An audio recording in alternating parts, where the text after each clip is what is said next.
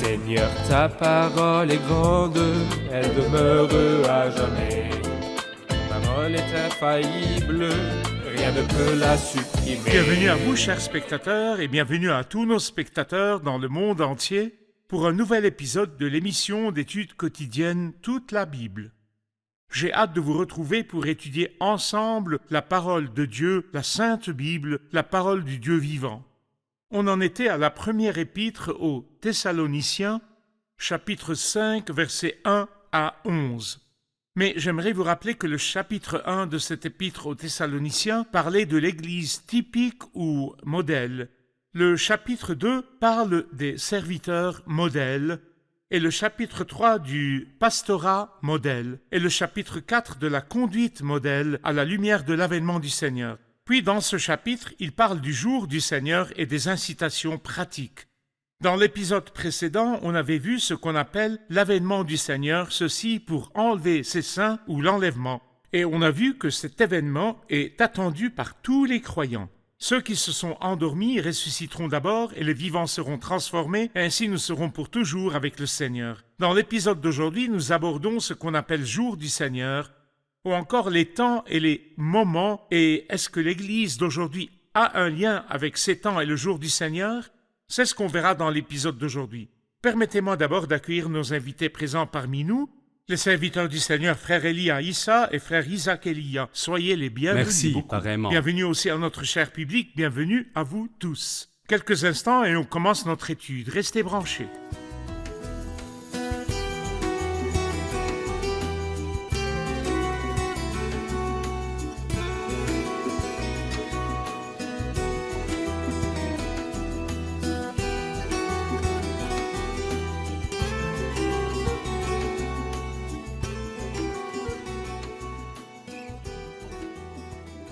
Frère Elia, permettez que je lise les versets de 1 à 11 et je vous reviens avec une question. Chapitre 5, versets de 1 à 11. En ce qui concerne les temps et les moments, vous n'avez pas besoin, frères, qu'on vous écrive à ce sujet. En effet, vous savez bien vous-même que le jour du Seigneur viendra comme un voleur dans la nuit. Quand les hommes diront paix et sécurité, alors une ruine soudaine fondra sur eux, comme les douleurs sur la femme enceinte, ils n'y échapperont pas. Mais vous, frères, vous n'êtes pas dans les ténèbres pour que ce jour vous surprenne comme un voleur. Vous êtes tous des enfants de la lumière et des enfants du jour. Nous ne sommes pas de la nuit ni des ténèbres. Ne dormons donc pas comme les autres, mais veillons et soyons sobres. En effet, ceux qui dorment, dorment la nuit, et ceux qui s'enivrent, s'enivrent la nuit. Mais nous qui sommes du jour, soyons sobres, enfilons la cuirasse de la foi et de l'amour, et ayons pour casque l'espérance du salut. En effet, Dieu ne nous a pas destinés à la colère, mais à la possession du salut par notre Seigneur Jésus-Christ, qui est mort pour nous, afin que, soit que nous veillions, soit que nous dormions, nous vivions ensemble avec lui. C'est pourquoi consolez-vous les uns les autres et édifiez-vous mutuellement comme vous le faites déjà. Le premier verset du chapitre commence par ce qu'on appelle les temps et moments. Vous n'avez pas besoin, frères, qu'on vous écrive à ce sujet. Quels sont ces temps et moments? Il est clair dès le tout début que l'expression « en ce qui concerne » utilisée par Paul ici est la transition séparant le discours précédent du chapitre 4 sur l'avènement du Seigneur pour les saints du discours qui le suit. C'est clair qu'il commence un nouveau discours sur un nouveau sujet. Ce nouveau sujet, c'est le jour du Seigneur ou les temps et moments. Et ce dernier sujet revient plusieurs fois dans la parole de Dieu, dans l'Ancien et Nouveau Testament, 2 fois dans l'Ancien Testament et 2 fois dans le Nouveau, une fois dans Genèse 1,14 et une fois dans Daniel 2,21, puis une fois dans Actes 1,7 et une fois comme on vient de le lire avec l'apôtre Paul. Temps et moment est une expression propre au programme de Dieu, au plan de Dieu concernant cette terre. Donc le projet temporel de Dieu pour la terre. Pour la terre. Et l'Église, puisqu'elle transcende le temps, En existant depuis l'éternité dans la pensée de Dieu, bien avant la fondation du monde et hors temps et moment. C'est pourquoi l'Église n'a aucun rapport avec les temps et moments. La période qu'on vit actuellement, depuis le jour de la Pentecôte ou bien la naissance du Seigneur Jésus et jusqu'à l'enlèvement de l'Église, est appelée dispensation de la grâce actuelle au-delà des temps et moments. Les temps et moments concernent le peuple terrestre, les nations. Donc cette expression n'a rien à voir avec l'Église, ni de près ni de loin. C'est pourquoi au chapitre 4, on lit que l'Église est enlevée et l'ordre chronologique est important ici. Donc l'apôtre, dans cet épître, L'apôtre Paul explique cela dans 1 Thessaloniciens. oui, en parlant de cette vérité de l'avènement du Seigneur, et comme on l'a vu dans des épisodes précédents, il en parle dans les 5 chapitres de 1 Thessaloniciens. Il ne répète pas les mêmes paroles, mais chaque fois qu'il mentionne l'avènement, il place les événements par ordre, les élaborant de plus en plus. Au chapitre 1, Jésus nous délivre de la colère à venir. Au chapitre 2, les croyants se tiendront devant le trône du Christ après l'enlèvement. Au chapitre 3, il parle de l'apparition du Christ. Au chapitre 4, il parle de l'Église qui sera enlevée, nous donnant une des plus claires révélations sur l'espérance et rassurant les croyants à propos du sort des endormis. Au chapitre 5, c'est le commencement du jour du Seigneur et qui suit naturellement l'enlèvement. Le jour du Seigneur, et c'est lié au temps et moment. Les temps et moments. Et la politique de Dieu concernant la terre, c'est que l'Église dépasse le temps puisqu'elle existe dans la pensée de Dieu depuis l'éternité. Bien. Frère Isaac, au verset 2, après avoir mentionné les temps et moments, disant « Vous n'avez pas besoin qu'on vous écrive à ce sujet », il ajoute « En effet, vous savez bien vous-même que le jour du Seigneur viendra comme un voleur dans la nuit. » Mais avant de savoir comment il viendra, que signifie l'expression « comme un voleur dans la nuit » et qu'est-ce que le jour du Seigneur exactement ? Il y a 2 expressions assez proches en français, mais aucunement semblables. Et il serait bon de les rappeler aux spectateurs en clarifiant la différence, car en leur origine grecque, elles ne sont pas similaires. Le jour du Seigneur ou jour dominical, qui est le dimanche, le premier jour de la semaine. C'est le jour lié à la résurrection du Christ d'entre les morts et la descente du Saint-Esprit et sa présence le jour de la Pentecôte. C'est le jour de l'Église, jour d'adoration, jour du Seigneur. Mais il diffère totalement du jour du Seigneur, cité ici et qui est détaillé dans les prophéties de l'Ancien Testament. Et il est relié, comme on l'a indiqué, au temps et moment. Ce jour du Seigneur commence après l'enlèvement de l'Église vers le ciel, donc des vrais croyants.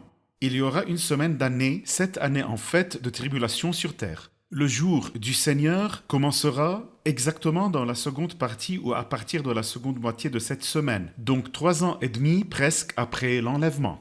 Et commencera une période appelée la grande tribulation ou détresse de Jacob. Les procédures du jugement divin sur terre. Exact. Et le châtiment de Dieu pour Israël qui, à la crucifixion, cria « Crucifiez-le, crucifiez-le, que son sang retombe sur nous et sur nos enfants. » Puis, après cela, viendront des événements qui s'achèveront par l'avènement du Seigneur et son apparition dans la gloire. Ses pieds se poseront sur le mont des Oliviers, selon la prophétie de Zacharie. Puis le Christ exécutera le jugement appelé jugement des vivants. Et après avoir jugé les vivants, ceux encore en vie lors de son apparition dans la puissance et la gloire, et tout œil le verra alors, contrairement à l'enlèvement qui aura lieu sans que le monde puisse voir le Christ. Mais dans l'apparition, tout le monde verra le Christ. Le voici qui vient avec les nuées, tout œil le verra, même ceux qui l'ont transpercé. Puis viendra la période de l'heureux royaume du millénaire, sous le règne et pouvoir du Seigneur Jésus-Christ. Une fois les paroles du livre de l'Apocalypse accomplies, le royaume du monde est remis à notre Seigneur et à son Messie. Ce jour-là, l'Éternel sera le seul éternel, et son nom sera le seul nom. Voilà les 4 événements principaux. La tribulation de Jacob, puis l'apparition du Seigneur dans la gloire, puis le jugement des vivants, et enfin le royaume millénaire. Tous ces événements sont mentionnés dans les prophéties et dans cette partie par l'expression « jour du Seigneur ». Une courte pause et on poursuit. Chers spectateurs, on se retrouve après la pause. Restez branchés. La curiosité et le désir de connaître l'avenir marquent encore plusieurs gens, hélas. Il suffit de voir le nombre de ceux qui lisent la chronique des horoscopes et prévisions astrologiques dans les quotidiens. La différence entre les prophètes de Dieu et ceux du diable, ou les astrologues ou médiums, c'est la source et crédibilité des informations et connaissances. En fait, Dieu a révélé l'avenir à l'homme quand il envoya ses prophètes sur terre. Le mot prophète signifie à l'origine celui qui prédit ou révèle les choses de l'avenir. En d'autres termes, on peut dire que Dieu a choisi de cacher certaines choses de l'avenir et en révéler d'autres. Si on étudie le livre de la Bible, on voit qu'il est prophétique par excellence, sans pour autant révéler ce qui pourrait arriver en fin de journée ou demain. Il t'éclairera certainement sur le destin final de l'homme et le destin des nations. Avant de commencer à parler, frère Elia, de la même définition du jour du Seigneur et comme un voleur dans la nuit et expliquer tout cela, il y a aussi d'autres définitions comme jour de l'homme, jour du Seigneur, Jésus-Christ, jour de Dieu. On a besoin de les décoder jour par jour. L'apôtre Paul indique surtout 3 jours dans ses Écritures. Dans 1 Corinthiens chapitre 4, il mentionne le jour de l'homme. Dans Philippiens chapitre 2, et ici dans la première épître aux Thessaloniciens chapitre 2, il parle du jour du Christ. Puis dans la deuxième épître aux Thessaloniciens chapitre 2, il mentionne le jour du Seigneur. L'apôtre Pierre dans 2 Pierre chapitre 3 parle du jour de Dieu. Tout d'abord, j'aimerais qu'on comprenne, nous et nos chers spectateurs, que ce n'est pas un jour ordinaire, donc 24 heures seulement. Mais au jour de l'homme, le contrôle est passé de la main de Dieu à celle des hommes. Dieu Et qui c'est est le Père. jour présent où les hommes à qui Dieu a confié ce pouvoir temporel contrôlent les affaires du monde. Cependant, après l'enlèvement de l'Église, viendra le jour où on se tiendra devant le trône du Christ. Les croyants comparaîtront devant le trône du Christ et chacun sera rétribué selon ses actes. Les récompenses seront distribuées aux croyants et c'est propre aux croyants. Quant au jour du Seigneur, comme notre frère Isaac vient de le dire, il commence presque en milieu de semaine. Donc, les premiers 3 ans et demi que le Seigneur appelle dans Matthieu 24 le commencement des douleurs passeront. Et ce jour commencera un très long jour qui se prolongera jusqu'au grand trône blanc À la fin du royaume quand le millénaire. royaume s'achèvera. Puis viendra le jour de Dieu qui commencera par le nouveau ciel et la nouvelle terre. Les 3 jours que sont le jour de l'homme, le jour du Christ et le jour du Seigneur ont un début et une fin. Mais le jour de Dieu commencera et n'aura pas de fin. Donc nous sommes actuellement au jour de l'homme où les humains règnent, contrôlent tout et oppriment les autres. Cependant, quand Christ viendra emporter l'Église vers le ciel et les croyants se tiendront devant le trône du Christ, c'est ce qu'on appelle jour du Christ pour Oui. recevoir les récompenses. Puis le jour du Seigneur, qui est une procédure de jugement, commencera au milieu de la tribulation et en milieu de semaine. Avec la grande tribulation, il se prolongera jusqu'à la fin du royaume millénaire, où ciel et terre disparaîtront avec fracas. Puis commencera le jour éternel de Dieu, où il créera un nouveau ciel et une nouvelle terre, où la justice habitera, puis la voix forte qui dit « Voici le tabernacle Parmi de les Dieu hommes. parmi les hommes ». Le public doit certainement avoir une question, alors allons-y. Dans le verset 2, on lit que le jour du Seigneur sera comme un voleur dans la nuit. Que veut-il dire par là? Frère Isaac, que veut-il dire ici? Et je pense que ça complète vos propos sur le jour du Seigneur qui viendra comme un voleur. Alors que cherche-t-il à dire? En fait, l'expression comme un voleur est reliée aux événements prophétiques du jour du Seigneur, comme on vient de le montrer. Par voleur, ça, il veut dire d'une façon inattendue. Et aussi comme un intrus indésirable pour les gens de la maison. Ce qui confirme qu'à ce moment, les vrais croyants seront au ciel, comme l'a mentionné le frère Elia, ils auront atteint le ciel selon le chapitre 4. Donc, pour mes bien-aimés, je ne viens pas comme un voleur, mais pour mes ennemis, si, car ma venue les prendra par surprise, comme un voleur. Puisque Par l'enlèvement, surprise. c'est l'époux qui vient chez l'épouse et non Chez comme un l'épouse. voleur. Tout à fait. À propos, l'expression comme un voleur la nuit revient dans le Nouveau Testament 8 fois. 2 fois dans cet épître, 3 fois dans les évangiles, 1 fois dans 2 Pierre et 2 fois dans le livre de l'Apocalypse. Et toutes sont liées aux événements du jour du Seigneur et non à l'enlèvement de l'Église. Et 2 références viennent confirmer cette pensée dans le cadre de notre conversation. La première, c'est quand il répond à la question pourquoi il vient comme un voleur dans la nuit, car lorsque les hommes diront paix et sécurité. Et en fait, en notre temps actuel, presque tous les gouvernements parlent le plus de sécurité et de paix, alors qu'il n'y a ni paix ni rien. Vous vous rappelez sûrement que les Nations Unies furent établies après la Deuxième Guerre mondiale, et leur principe de base, maintenir la paix et sécurité internationale. Et depuis l'établissement de l'ONU, le nombre de victimes mortes depuis 1945 et jusqu'à ce jour est égal au nombre des victimes tuées par les deux guerres mondiales, et même plus. Alors, il n'y a ni paix ni sécurité sans Christ. Et ce qui attend le monde après l'enlèvement de l'Église est plus horrible et plus fort que ce qu'on a déjà vécu. Donc ici, on voit encore l'effet surprise. Alors que les gens disent paix et sécurité, ils sont surpris par l'absence de paix et sécurité. Ils vont de détresse en détresse. La seconde référence, c'est quand il dit alors une ruine soudaine fondra sur eux comme les douleurs sur la femme enceinte. L'enceinte souffre avant l'accouchement, mais une fois qu'elle accouche, toute la peine disparaît et cette expression fut utilisée par le Seigneur Jésus dans Matthieu 24. Et il souligne cette idée qui est très importante, surtout durant les derniers jours, ce qui prouve aussi qu'on vit vraiment les derniers jours avant l'avènement du Christ pour le salut et l'accomplissement de ses paroles. Ce sont les plaies qui frapperont le monde. Aujourd'hui, on voit les désastres mentionnés par le Christ se succéder sans répit et augmenter de fréquence. C'est tout comme les douleurs de la femme enceinte. Elles deviennent ainsi beaucoup plus fortes et leur fréquence s'accélère, leur intensité et puissance augmentent, preuve que l'accouchement est proche. Tout en prenant en considération ici quand il dit « Le jour du Seigneur viendra comme un voleur dans la nuit » et que c'est le jour qui vient ici et non pas le Seigneur. D'accord. Le Seigneur vient à nous comme l'époux, mais le jour du Seigneur avec ses procédures de jugement prendra ceux qui ne croient pas par surprise. Le jour du Seigneur viendra comme un voleur. Bien, le sujet intéresse sûrement tout le monde, oui, mais les croyants qui comprennent tout de la Bible expectent la personne céleste. Et pour nous, c'est l'époux. Exact. Mais quand le Seigneur viendra pour le jugement, ce jour viendra comme un voleur sur les hommes. Frère Elia, il est clair que les versets 1 et 2 parlent des croyants qui attendent l'avènement et qui ne sont nullement intéressés ni concernés par les temps et moments puisque l'Église sera enlevée vers le ciel. Puis on parle de la venue du jour du Seigneur. Oui. Plusieurs disent non, l'Église verra l'avènement du Seigneur et passera par la grande tribulation. Qui pouvez-vous répondre d'après la Bible? C'est un point de vue sans fondement qui n'a rien à voir avec la parole de Dieu et les preuves sont nombreuses. D'abord, en parlant de cet épître, on a compris surtout au chapitre 4, que les croyants sont enlevés et le chapitre finit sur la note suivante et ainsi nous serons toujours avec le Seigneur.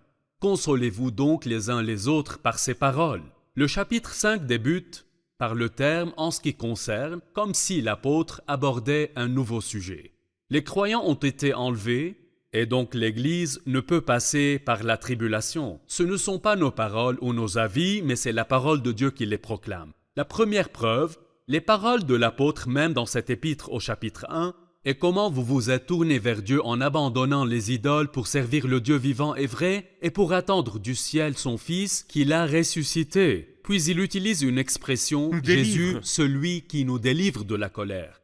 Notez bien, qui nous délivre de la colère, donc l'Église ne passera pas par cette colère qui fondra sur terre.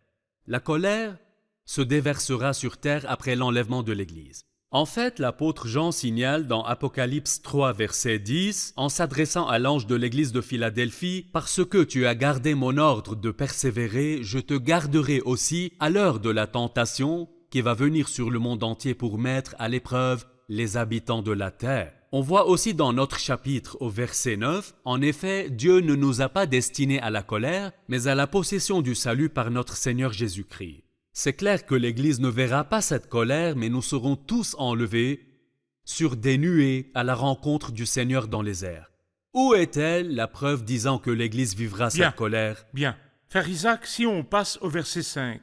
Mais laissez-moi commencer par le 4. Mais vous, frères, vous n'êtes pas dans les ténèbres pour que ce jour vous surprenne comme un voleur. Vous êtes tous des enfants de la lumière et des enfants du jour. Nous ne sommes pas de la nuit ni des ténèbres. Ne dormons donc pas comme les autres, mais veillons et soyons sobres. J'aimerais un commentaire sur cette distinction des croyants et le fait de veiller et être sobre.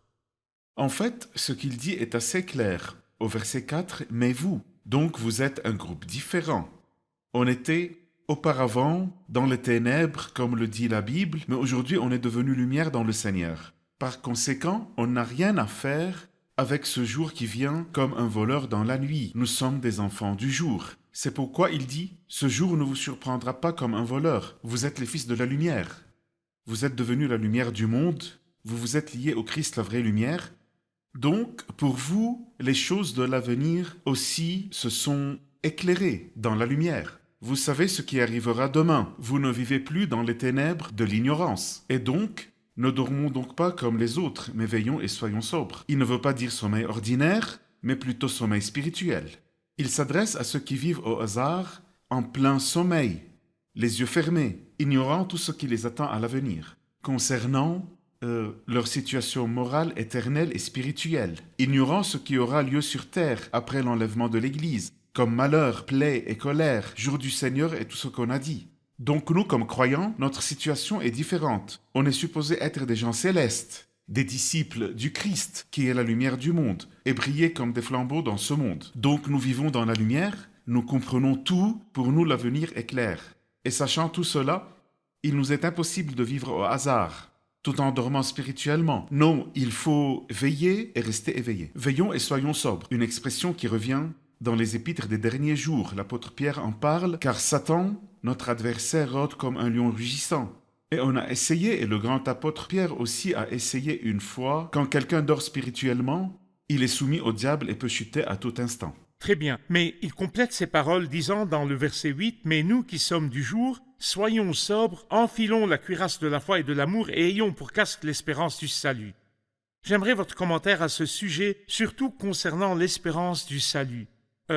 Espérons-nous le salut? Est-ce l'espérance du salut, du pardon des péchés ou quel genre de salut? C'est clair que le verset 8 dont vous avez parlé mentionne les 3 piliers du christianisme, la foi, l'espérance et l'amour, et ce n'est ni la première ni la deuxième fois dans cet épître. Donc il mentionne la cuirasse de la foi et de l'amour comme un moyen de protéger le cœur. La foi regarde vers le passé et en remercie Dieu, puisque je suis aujourd'hui en Christ une nouvelle créature. Avec l'amour, on vit le présent, submergé et comblé par l'amour de Dieu. Et on propage autour de nous cet amour qui a été semé en nous par l'Esprit Saint, l'amour de Dieu, déversé dans nos cœurs par l'Esprit Saint.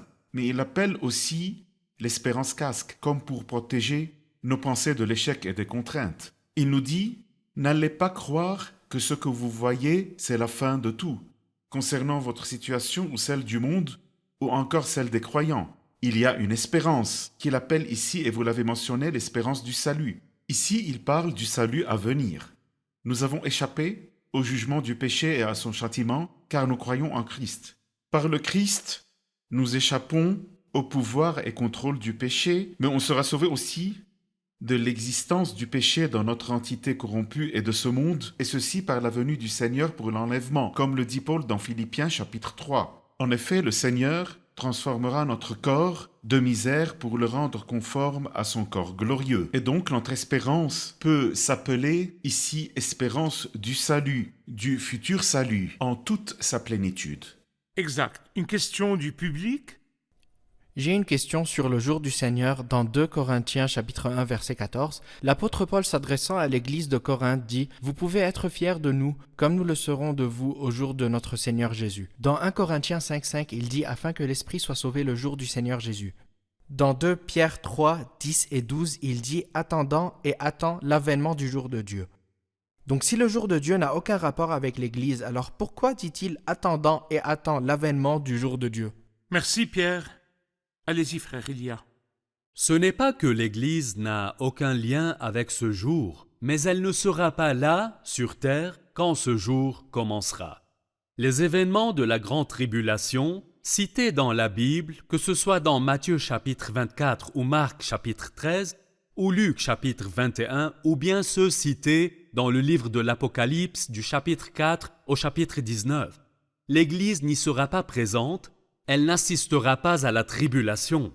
Mais sachez que nous, en tant que croyants, n'attendons pas seulement que le Seigneur vienne nous enlever, même si c'est le désir de tout cœur croyant, mais on attend le retour du Seigneur et son apparition où toute la gloire qui lui est due lui sera rendue. Que le Seigneur Jésus vienne et apparaisse dans la puissance et la gloire, c'est le souhait de tout croyant. L'apôtre Paul, dans sa dernière épître, dit « J'ai combattu le bon combat » et ajoute pour clore cette partie, « Désormais, la couronne de justice m'est réservée. Le Seigneur, le juste juge, me la remettra ce jour-là, Et pas seulement à moi, mais à tous ceux qui attendent avec amour le moment Son où il apparition. apparaîtra. Nous souhaitons cet enlèvement, mais aussi cette apparition, car durant l'apparition, Christ sera révélé dans la puissance et la gloire, et sa personne reprendra toute la gloire qui lui était due. Mais Pierre aussi, en indiquant et lisant les Écritures, surtout pour l'église de Corinthe, et vous aviez mentionné le jour du Seigneur Jésus, vrai? Donc il est clair que ce jour, le jour du Non. Seigneur, n'est pas le même jour du Seigneur Jésus ou celui Le du jour où Christ, on se tient comme on devant l'a le dit, les Christ. croyants se tiendront devant le Seigneur pour être jugés. Alors on l'appelle jour du Seigneur Jésus ou jour du Christ. Et c'est ce qu'il dit à l'église de Corinthe. Quant au jour du Seigneur pour le jugement, c'est totalement différent. Différent de cette partie de l'épître aux Corinthiens. 2 Pierre est une autre prophétie. C'est le jour de C'est-à-dire Dieu. attendant Oui. et attend l'avènement du jour de Dieu, c'est dans 2 Pierre, et la plus précise des traductions. Et ce jour de Dieu, c'est le commencement du jour éternel de Dieu et il n'a aucun rapport avec le jour du Seigneur, même si les deux se croisent, puisque le jour du Seigneur finit alors que le jour éternel de Dieu commence. Dans les références, dans la note de bas de page, jour de Dieu. Notre épisode touche à sa fin, on a encore beaucoup à dire, mais le temps presse. Allons récapituler avec le public et on poursuivra notre dialogue dans le prochain épisode.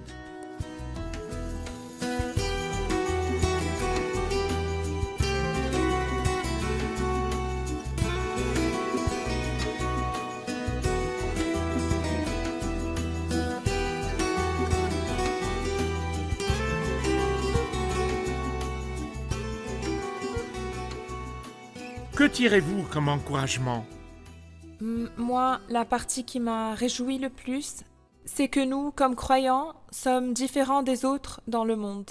Donc on a un rôle, tout d'abord, devenir lumière, puis deuxièmement, veiller et rester attentif à l'avènement du Seigneur. Car nous ne pouvons être lumière en dormant et en menant Exact. une vie qui n'est pas agréable à Dieu. Très bien.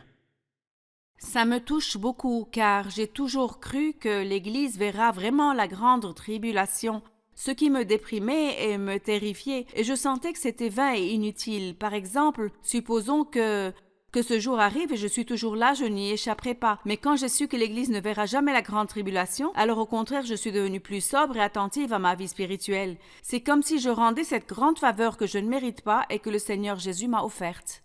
Bien, bien. Merci, que Dieu vous bénisse. Merci, serviteurs du Seigneur. On poursuit dans le prochain épisode. Chers spectateurs, si vous faites partie des croyants qui ont une relation avec le Seigneur Jésus et vous savez bien que ce monde dans sa forme actuelle sera dissous et que le monde approche de la fin, qu'en direz-vous? Resterez-vous tel que vous êtes? Pourquoi ne pas fuir la colère à venir? En vous protégeant par l'œuvre du Christ sur la croix, vous serez sauvés de la colère à venir. On se retrouve dans le prochain épisode. Que le Seigneur soit avec vous.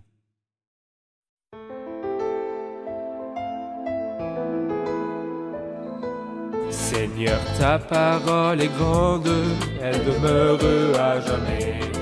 Ta parole est infaillible, rien ne peut la supprimer.